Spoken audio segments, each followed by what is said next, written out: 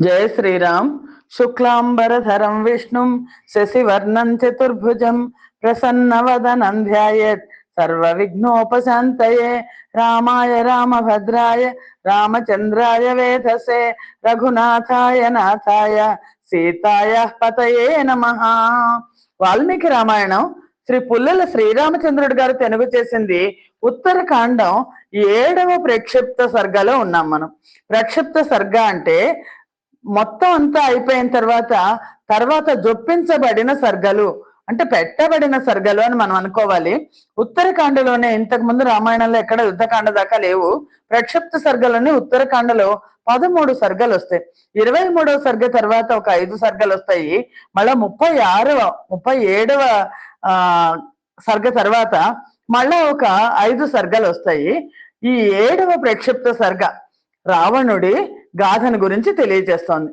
అంతకుముందు 6వ ప్రక్షిప్త సర్గలో వాలి సుగ్రీవుల యొక్క జననం గురించి అగస్త్య మహర్షి శ్రీరామచంద్రమూర్తికి చెప్పారు. జయ శ్రీరామ్ 7వ ప్రక్షిప్త సర్గ. సోదరులతో కూడిన వీరుడైన శ్రీరాముడు దివ్యమైన పురాతనమైన ఈ కథను విని చాలా ఆశ్చర్యం పొందాడు. అంటే 6వ ప్రక్షిప్త సర్గలో చెప్పబడ్డ కథ. శ్రీరాముడు అగస్త్యుని మాటలు విని ఇలా అగస్త్య మహర్షితో ఇలా అన్నారు. ఓ మహర్షి, మీ అనుగ్రహం వల్ల పుణ్యప్రదమైన ఈ గొప్ప కథను విన్నాను నేను. మునిశ్రేష్ఠుడైన ఓ బ్రాహ్మణోత్తమ, వాలి సుగ్రీవుల దివ్యమైన పుట్టుక ఎలాంటిదో కదా అని నేను చాలా ఆశ్చర్యంతో విన్నాను. ఓ బ్రహ్మర్షి, బలం చేత బలవంతులందరిలోనూ ఉత్తములైన ఇంద్రుడు సూర్యులు వాళ్ళిద్దరు కూడా వాళ్ళ అంశలు వానర శ్రేష్ఠులుగా పుట్టాయి. ఇది చాలా ఆశ్చర్యంగా ఉంది అని అన్నారు శ్రీరామచంద్రమూర్తి. శ్రీరాముని మాటలు విని అగస్త్య మహర్షి ఇలా పలికారు. ఓ మహాబాహో, పూర్వం ఈ విషయం ఇలా జరిగింది. శ్రీరామ, ప్రాచీనమైన ఇంకో కథ చెప్తాను విను. ఎందుకు రావణుడు సీతను అపహరించాడు అనేది చెప్తాను, సావధాన చిత్తంతో విను. పూర్వం కృతయుగంలో రాక్షసరాజైన రావణుడు ఒక చోటు నుంచి ఇంకో చోటుకు వెళ్తూ అక్కడ బ్రహ్మదేవుని పుత్రుడు సర్వసమర్థుడు అయిన సనత్ కుమారుణ్ణి చూశాడు రావణాసురుడు. సనత్ కుమారుడు ఆయన కూర్చుని తపస్సు చేసుకుంటుంటే చూశాడు. సూర్యుని వంటి దేహంతో తేజస్సుతో ప్రజ్వలించుతున్న ఆ సత్యమే పలుకు ఆ సనత్ కుమారుడు ఆ ఋషికి రావణుడు సవినయంగా నమస్కారం చేశాడు. అంజలి ఘటించి మొక్కి ఆ మహర్షితో ఇలా అన్నారు. ఓ మహర్షి, ఈ లోకంలో దేవతలు ఎవరిని ఆశ్రయించి ఉంటారు? యుద్ధంలో శత్రువుల్ని ఎలా జయించగలుగుతున్నారు? దేవతలందరిలోకి కూడా అత్యధికమైన బలం కలిగిన వాడు ఎవరు? పూజ్యుడైన ఓ మహాముని, నిత్యము ద్విజులు ఎవరిని పూజ చేస్తున్నారు? యోగులు ఎవరిని ధ్యానిస్తున్నారు? ఈ విషయం నాకు సవిస్తరంగా చెప్పవలసింది అని రావణాసురుడు సనత్ కుమారుణ్ణి అడిగారు. ధ్యాన దృష్టి గల మహాయశస్శాలి అయిన ఆ సనత్ కుమారుడు ఆ మహర్షి రావణుడి మనసులో ఉన్న అభిప్రాయాన్ని తెలుసుకుని రావణాసురుడితో, నాయనా వినుము అని ఇలా చెప్పడం మొదలెట్టాడు. ఈ జగత్తు మొత్తానికి కూడా అంతటికీ ప్రభువు శ్రీ మహావిష్ణువు. అతని జన్మని గురించి మనకు తెలియదు. అంటే ఎప్పుడు పుట్టాడు అనేది తెలియదు. పుట్టుక అనేది లేనివాడు, ఆది అంత్యాలు లేనివాడు శ్రీ మహావిష్ణువు. నిత్యము అతనికి సురులు అసురులు కూడా నమస్కరిస్తూ ఉంటారు. సర్వ సమర్థుడు, జలమునందు శయనించువాడు అయిన శ్రీ మహావిష్ణువు తలుచుకుంటే చాలు సకల పాపాలనే హరిస్తాడు. అతని నాభి నుండి పుట్టిన బ్రహ్మదేవుడు సకల జగత్తుకి అధిపతి. స్థావర జంగమాత్మకమైన ఈ జగత్తు అంతా శ్రీ మహావిష్ణువే సృష్టించాడు. అలాంటి ఆ హరిని ఆశ్రయించి పండితులు యజ్ఞాలు చేసి దేవత్వాన్ని పొందుతారు, అమృతపానం చేస్తారు. అందరి చేత సన్మానించబడుతూ వీరు మహావిష్ణువునే పూజ చేస్తుంటారు. పురాణ వేద పాంచరాత్రాగమాదుల్లో చెప్పిన విధంగా జనులు శ్రీ మహావిష్ణువును పూజిస్తుంటారు. నిత్యము యోగులు శ్రీ మహావిష్ణువును ధ్యానిస్తుంటారు, యజ్ఞముల చేత పూజిస్తుంటారు. దైత్య దానవ రాక్షసులను, దేవతల శత్రువులైన ఇతరులను అందరినీ శ్రీ మహావిష్ణువు యుద్ధములు జయించుతుంటారు. అందరూ పూజించుతున్నది శ్రీ మహావిష్ణువునే అని సనత్ కుమార్లు చెప్పాడు. చెప్పినప్పుడు రాక్షసరాజైన రావణుడు మహర్షి పలికిన మాటలు విని మళ్ళా వినయపూర్వకంగా యుద్ధంలో చంపబడిన శత్రువులైన దైత్య దానవ రాక్షసులకి ఏ గతి వస్తుంది, విష్ణుమూర్తి చేత చంపబడిన వారికి ఏ గతి కలుగుతుంది అని ప్రశ్నించాడు. రావణుని మాట విని ఆ మహాముని ఇలా బదులు చెప్పాడు. దేవతల చేత చంపబడ్డ వాళ్ళు తప్పక స్వర్గానికి వెళ్తారు. స్వర్గం నుండి భ్రష్టులై మరలా భూలోకంలో పుడుతుంటారు. పూర్వం సంపాదించిన పుణ్యపాపాలను వాటిని బట్టి పుడుతుంటారు, చనిపోతుంటారు. చక్రధారి 3 లోకాల ప్రభువు అయిన ఆ జనార్దనుని చేతిలో మరణించిన రాజులందరూ ఆ విష్ణువు స్థానమైన వైకుంఠానికి వెళ్తారు. శ్రీ మహావిష్ణువు కోపము కూడా వరముతో సమానం. ఆ రావణుడు సనత్ కుమారుని మాటలు విని చాలా సంతోషాన్ని, ఆశ్చర్యాన్ని కూడా పొంది ఆలోచించాడు రావణాసురుడు. నేను హరిని యుద్ధంలో ఎదిరించడం ఎలాగా, ఇది ఎలా సిద్ధిస్తుంది అని ఆలోచించాడు. ఆలోచించి శ్రీమద్ రామాయణ మందలి ఉత్తరకాండలోని 7వ ప్రక్షిప్త సర్గం సమాప్తము. జయ శ్రీరామ్. 8వ ప్రక్షిప్త సర్గం. దురాత్ముడైన రావణుడు ఇలా ఆలోచిస్తుంటే సనత్ కుమారుడు ఆ మహాముని మరలా అన్నాడు, ఓ మహాబాహో, యుద్ధంలో నీకు ఇష్టమైంది అవుతుంది. నువ్వు నిజంగా మహావిష్ణువు చేతిలో మరణించాలి అనుకుంటే కనుక కొన్నాళ్ళు సుఖంగా ఉండు, సుఖంగా ఇప్పుడుండు, కొంతకాలం నిరీక్షించు అని అన్నాడు. అనేసరికి రావణుడు ఆ మాటలు విని ఆ ఋషితో అన్నాడు, ఆ మహావిష్ణువు లక్షణాలు ఏవో పూర్తిగా చెప్పండి అని అడిగాడు. రావణుని మాటలు విని సనత్ కుమారుడు మరలా ఇలా చెప్పారు, ఓ రాక్షస శ్రేష్ఠుడా, నీకంతా చెప్తాను విను.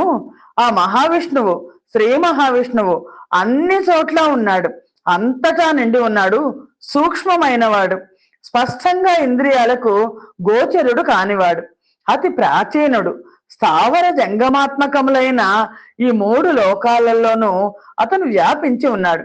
భూమి, స్వర్గము, పాతాళము, పర్వతములు, వనములు, స్థావరములు, నదులు, నగరములు మొదలైన అన్నింటి యందు శ్రీ మహావిష్ణువే ఉన్నాడు. అతడే ఓంకార సత్యస్వరూపుడు. సావిత్రి భూమి కూడా అతడే. భూమిని ధరించే పర్వతాలను ధరించు ఆదిశేషుడుగా కూడా అతడు ప్రసిద్ధుడు. పగలు రాత్రి 2 సంధ్యలు, సూర్యుడు, చంద్రుడు, యముడు, కాలము, వాయువు, అగ్ని, బ్రహ్మ, రుద్రుడు, ఇంద్రుడు, ఉదకము సర్వము శ్రీ మహావిష్ణువే. వినాశము లేని లోకప్రభు అయిన అతి ప్రాచీనుడైన ఈ మహావిష్ణువు ఒక్కడే సంసార దుఃఖమును నశింపజేయగలవాడు, అన్నింటినీ ప్రకాశింపచేయును, లోకములను సృజించి రక్షించి సంహరించుచుండును, ఈ విధముగా క్రీడించుచుండును. ఇదంతా కూడా లీల, ఆ శ్రీ మహావిష్ణువు లీల. అనే రావణ, లేదా ఇదంతా చెప్పి నీకేం ప్రయోజనం? ఒక్క మాటలో చెప్పాలంటే జంగమ స్థావరాత్మకమైన ఈ 3 లోకాల్లోనూ మహావిష్ణువు వ్యాపించి ఉన్నాడు. కింజల్కముల వలె అరుణవర్ణమైన వస్త్రాన్ని ధరించిన నీలోత్పల దళ శ్యాముడైన ఆ మహావిష్ణువు వర్షాకాలమునందు ఆకాశమునందున్న మెరుపులతో కూడిన మేఘంలాగా ఉంటారు. శ్రీ మహావిష్ణువు చాలా శోభ కలవారు. మేఘము వలె నల్లని శరీరము గల, పద్మముల వంటి నేత్రములు గల సర్వ సమర్థుడు. వక్షస్థలమునందు శ్రీవత్సము అనే పుట్టుమచ్చ ఉండుటచే మచ్చ ఉన్న చంద్రుడిలాగా ఉంటారు. యుద్ధ స్వరూపురాలైన లక్ష్మి నిత్యము అతని శరీరమునందు మేఘమునందు మెరుపులాగా ఉండి అతని దేహాన్ని ఆవరించి ఉంటుంది. అతనిని దేవతలు కాని, అసురులు కాని, పన్నగులు కాని చూడలేరు. అతడు ఎవరిని అనుగ్రహించునో వారు మాత్రమే చూడగలరు. నాయన, ఆ భగవంతుణ్ణి యజ్ఞ ఫలముల చేత కాని, బాగా చేసిన తపస్సుల చేత కాని, దానము చేత కాని, యాగము చేత కాని చూడ శక్యము కాదు. ప్రాణములను ఆ భగవంతునికే సమర్పించి చిత్తములను అతని యందే నిలిపి ఎల్లప్పుడూ అతనినే ఒకే ఒక రక్షకుడు అని భావించుచు జ్ఞానము చేత పాపమును కాల్చివేసుకున్న భక్తులు మాత్రమే భగవంతుణ్ణి చూడగలరు. రాక్షసరాజా, నీవు ఆ భగవంతుణ్ణి చూడదలిచించో నీకంతా చెప్తాను. ఇష్టమైతే విను అని సనత్ కుమారుడు ఆ శ్రీ మహావిష్ణువు యొక్క లీలల గురించి చెప్తున్నారు. కృతయుగము గడిచిపోయిన పిమ్మట రావణాసురుడితో సనత్ కుమారులు చెప్తున్నారు. కృతయుగము గడిచిపోయిన పిమ్మట త్రేతాయుగం ప్రారంభం నందు భగవంతుడు దేవతల మనుష్యుల హితము కోసం రాజదేహము ధరించి పుట్టగలడు. భూలోకములో ఇక్ష్వాకు వంశమునందు దశరథ మహారాజు పుట్టగలడు. అతనికి మహా తేజశాలి అయిన శ్రీరాముడు అను పుత్రుడు జన్మించును. గొప్ప బుద్ధి, బలము, పరాక్రమము, ధైర్యము కల ఆ మహాబాహువు ఓర్పు చేత భూమితో సమానుడిగా ఉన్నాడు. అప్పుడు ప్రభువైన నారాయణుడు యుద్ధ రంగంలో శత్రువులకు సూర్యుడి వలె చూడ శక్యము కాని శ్రీరాముడిగా నర రూపమున అవతరించగలడు. ధర్మాత్ముడు, గొప్ప మనస్సు గలవాడు ఆయన శ్రీరామ ప్రభువు తండ్రి ఆజ్ఞ చేత సోదరునితో కలిసి విశాలమైన దండకావనములో సంచరించగలడు. లక్ష్మీదేవి సీత అని ప్రసిద్ధి చెందినదై మహాభాగ్యవంతురాలైన ఈ శ్రీరామునికి భార్య కాగలదు. ఆమె భూమి నుండి ఆవిర్భవించి జనకుని కుమార్తె అవుతుంది. సౌందర్యము చేత లోకములో సాటి లేని సకల సల్లక్షణ లక్షితురాలైన ఈ సీత చంద్రుని కాంతి వలె నిత్యము శ్రీరాముణ్ణి నీడ వలె అనుసరించి ఉంటుంది. మంచి శీలము, ఆచారము, సద్గుణములు కల ఆ సీత గొప్ప ధైర్యము కలదై సూర్యుని కిరణము వలె ఆ కిరణము యొక్క మరొక మూర్తి వలె ఉండగలదు. రావణ, ఈ విధంగా నీకు నేను సర్వోత్తముడు, నిత్యుడు, వినాశరహితుడు, దేవదేవుడు అయిన శ్రీ మహావిష్ణువు ప్రభావమును సవిస్తరముగా చెప్పినాను అని సనత్ కుమారులు చెప్పారు. శ్రీరామ, మహాబాహువు ప్రతాపవంతుడు అయిన రావణుడు ఈ విషయం విన్నాడు. అగస్త్య మహర్షి చెప్తున్నాడు. నీతో వైరం పెట్టుకొనవలనని కోరుచు మనస్సులో ఆలోచించాడు. శ్రీమంతుడైన ఆ రావణుడు సనత్ కుమారుడు చెప్పిన మాటలు విని మాటి మాటికి ఆలోచించి సంతోషించాడు. నీతో యుద్ధం చెయ్యాలి, యుద్ధం కొరకే సంచరించాడు. అది విని శ్రీరాముడు కూడా ఆశ్చర్యపోయాట. ఈ కథను విని ఆశ్చర్యం చేత నేత్రాలు వికసించగా తల పంకించుచు గొప్ప ఆశ్చర్యాన్ని శ్రీరాముడు పొందెను. అప్పుడు ఆ వాక్యములు విన్న శ్రీరాముడు సంతోషించుతూ ఆశ్చర్యం చేత వికసించిన నేత్రములు కలవాడే ప్రాచీన కథను చెప్పము అని మరల జ్ఞానవంతులలో శ్రేష్ఠుడైన ఆ అగస్త్యమునిని కోరాను. శ్రీమద్ రామాయణం నందలి ఉత్తరకాండలోని 8వ ప్రక్షిప్త సర్గము సమాప్తము. 9వ ప్రక్షిప్త సర్గం. అగస్త్యుడు నారదుడు చెప్పినట్టుగా ఈ కథని కొనసాగించారు. అటు పిమ్మట నారద మహర్షి అగస్త్య మహర్షికి చెప్పారు. అగస్త్య మహర్షి ఇప్పుడు శ్రీరామచంద్రమూర్తికి చెప్తున్నాడు. అటు పిమ్మట గొప్ప తేజస్సు, కీర్తి గల అగస్త్యుడు బ్రహ్మదేవుడు పరమేశ్వరంతో వలె వినయ సంపన్నుడైన రామునితో మరలా ఇట్లు పలికాను. గొప్ప తేజస్సు కల సమర్థుడైన అగస్త్యుడు సత్యమైన పరాక్రమం గల శ్రీరామునితో వినుము అని పలికి మిగిలిన కథను చెప్పారు. మహాబుద్ధిశాలి అయిన అగస్త్యుడు సంతోషించి మనస్సుతో ఈ కథను తనకు ఇతరులు ఎలా చెప్పారో, తాను ఎలా విన్నారో అలాగే జరిగినది జరిగినట్లుగా శ్రీరామునికి చెప్పారు. చెప్పి, శ్రీరామ, దురాత్ముడైన రావణుడు అందుకొరకే నీతో యుద్ధము చేసి నీ చేతిలో మరణించుట కొరకే సీతను హరించినాడు. నీవు ఆ సాక్షాత్తు ఆ మహావిష్ణువు అంశ మహావిష్ణువే శ్రీరామచంద్రమూర్తిగా అవతరించావు. ఈ కథను గొప్ప కీర్తి గల నారదుడు పర్వతాల్లో ఉత్తమమైన మేరు పర్వతం మీద చెప్పారు. గొప్ప తేజస్సు గల నారదుడు సంతోషంతో నవ్వుతూ మిగిలిన కథలను మహాత్ములైన దేవ, గంధర్వ, సిద్ధ మహర్షులకు మరలా చెప్పారు.